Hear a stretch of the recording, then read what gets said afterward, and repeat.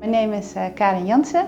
I'm a Dutch artist. I lived in Shanghai and London, and now I live in Taipei.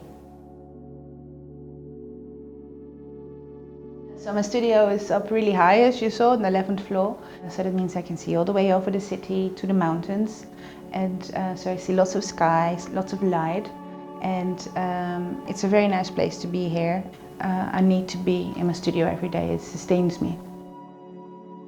So I like to work surrounded by my own pieces. So every painting is in a different stage, and then so if I'm stuck with one, I can go back to another, and also I can take elements from one painting to another, so they all stay connected with each other and it all stays one whole.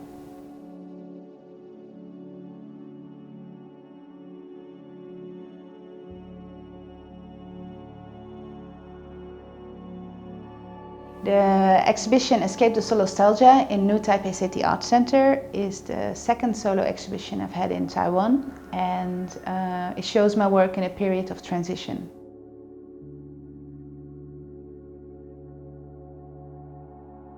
So my previous solo exhibition here at C-Lab was called Extraordinary Machine, and that was really a collaboration with nature and a celebration of nature, because then I used nature as a means to express myself and a place to escape to.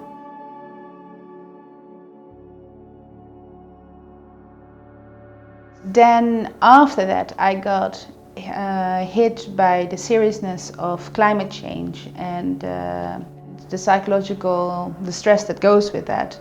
So in that came a friction in my work, because in one way I was celebrating nature, but at the same time nature is dying and our existence is a threat. And so that became a contradiction in myself, and that I started to express in my work.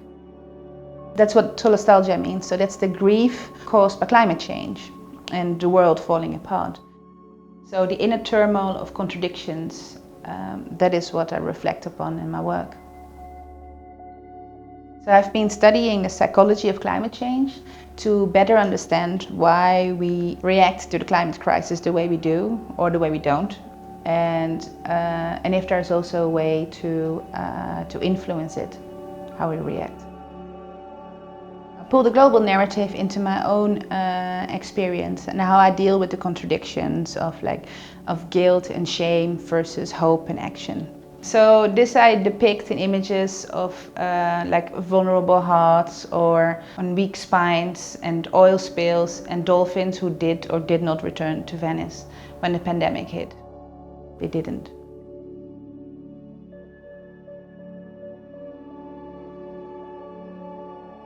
So my works are both abstract and metaphorical.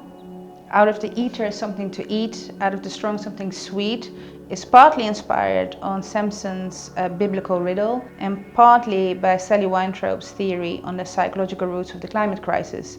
It shows on one side you can see the dead lion, in which you see bees. They made a hive. The cogs of the neoliberal culture of greed and limitless ambition and a culture of uncare.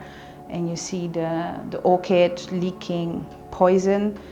On the other side you see a sleeping tiger, and you see my sons who's innocently playing, but he's threatening to wake up the tiger, from which grow the vines that support this house. So he could potentially collapse the whole dream. So the connections between all the work are very intricate, so not one piece can be separated from the other. And in that way it becomes also a metaphor for the inextricable relationship between all of life. So this is the closing piece. It's called ACT, which means Acceptance and Commitment Therapy. Also has the nice double meaning of encouraging to act. The tentacles stand for the thoughts in the woman's mind that are clouding her judgment.